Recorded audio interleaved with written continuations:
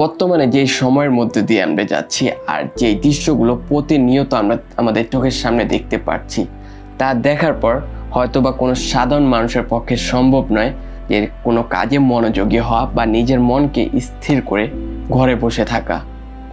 অনেকবার চেষ্টা করেছি যে ক্যামেরাটা ওপেন করে নতুন কোনো ভিডিও বানাই, কিন্তু যতবারই চেষ্টা করতে গিয়েছি ততবারই না চোখের সামনে ভেসে উঠতো আমার ভাই শহীদ মুগ্ধর কথা। কিভাবে বলতেছিল পানি লাগবে পানি লাগবে, বারবার এই কানে বাজে পানি লাগবে পানি লাগবে। যখনই চোখগুলো বন্ধ করি না তখনই ভেসে ওঠে আমার ভাই আবু সাইদের দুই হাত উঁচু করে থাকার দৃশ্যটা। মনে হয় আমাদেরকে আলিঙ্গন করতেছে, ভুলতে পারতেছি না, বারবার মাথায় ঘুরতেছে। কিন্তু আজ এসেছি আপনাদেরকে কিছু জানাতে। আজ বাংলার আকাশে এক নতুন সূর্য উঠেছে। আমরা সবাই যে ভোরের স্বপ্ন দেখেছি তা সত্য হতে চলেছে। আর কিছুটা সময় লাগবে, হয়তো হাতে হাত রেখে যদি আর অল্প একটু সময় আমরা পাড়ি দিতে পারি তাহলে আমাদের বিজয় খুব নিকটে। চলুন না নিজের দেশকে আবার গড়ি, নিজের দেশকে আবার স্বাধীন করি, রুখে দেই প্রত্যেকটি অপশক্তিকে। চলুন একসাথে করব। হাসিনার মিথ্যা কান্নাকে আর গ্রহণ করতে চায় না এই দেশের সাধারণ জনগণ। এমনকি তারা বাংলার মাটিতে এই খুনি হাসিনাকে আর সহ্যও করতে চায় না। জানি না যেতে যেতে আর কত মার বুক খালিও করবে, কিন্তু ওকে আটকাতে হবে। আমরা একত্রিত হয়ে চাইলে ওকে আটকাতে পারবো, আজই আটকাতে পারবো। যেই মানুষের কাছে যুবকের রক্ত থেকে বেশি প্রাণপ্রিয় হচ্ছে বা ইম্পর্টেন্ট হচ্ছে ওই দেশের বিটিভি ভবন এবং মেট্রো রেল, সে কতটুকু প্রধানমন্ত্রী হওয়ার যোগ্য? কোশ্চেনটা আপনার কাছে রইল, আপনি উত্তরটা দিবেন। এছাড়াও যাদের মন্ত্রিসভার মন্ত্রীরা বলতে পারে যারা কোটা আন্দোলনে অংশগ্রহণ করতেছে তারা নাকি মাদক গ্রহণ করে আন্দোলনে আসতেছে, যার ফলে তারা বন্দুকের নলের সামনে বুক চেতিয়ে দাঁড়াচ্ছে। আমি বলতে চাই নিকৃষ্ট তোকে যে তাদের মাদক গ্রহণ করা লাগে না, বরং তাদের সৎ সাহসের কারণে তাদের এতটা নিপীড়িত তোরা করেছিস, যার ফলে তারা আজকে বুক চেতিয়ে এই বন্দুকের নলের সামনেও দাঁড়াতে ভয় পাচ্ছে না। যেই সৎ সাহসটা তোদের নেই, তোদের থাকবে কি করে?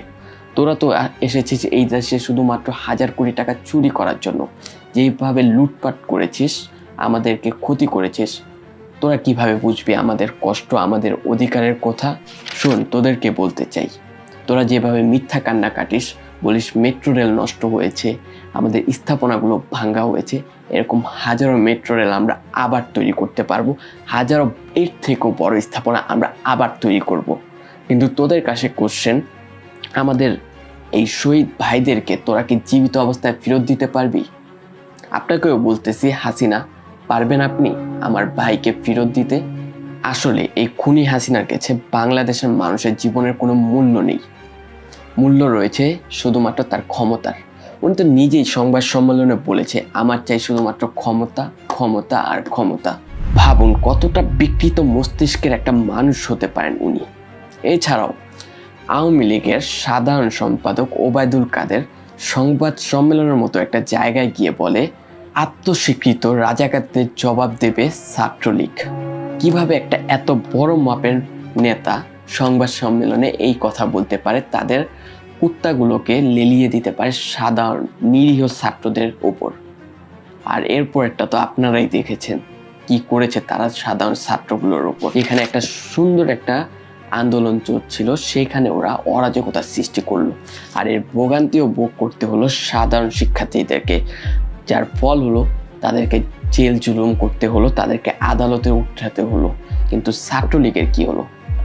কিচ্ছু হলো না। ওরা তো গিয়েছিল অধিকার চাইতে, আমার জন্য, আপনার জন্য, সাধারণ জনগণের জন্য, ওদের জন্য। আর আপনারা ওদেরকে বানিয়ে দিলেন রাজাকার। দোষটা এখনো কি আপনারা আরেক পক্ষকে দেবেন?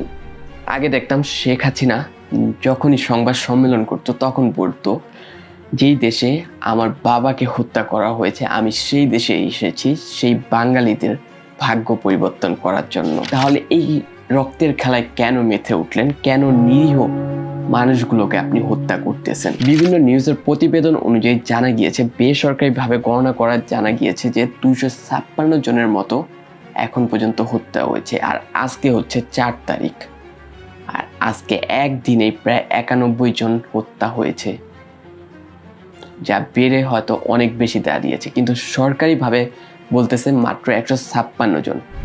কথার খাতিরে ধরে নিলাম যে 156 জনই মারা গিয়েছে, কিন্তু জানলে অবাক হবেন এই 156 জনের মধ্যে 32 জনই হচ্ছে শিশু।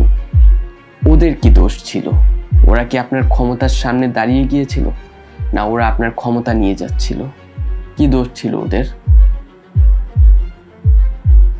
আপনি ক্ষমতার লোভে পাগল হয়ে গিয়েছেন, আপনি ফেরাউন হয়ে গিয়েছেন।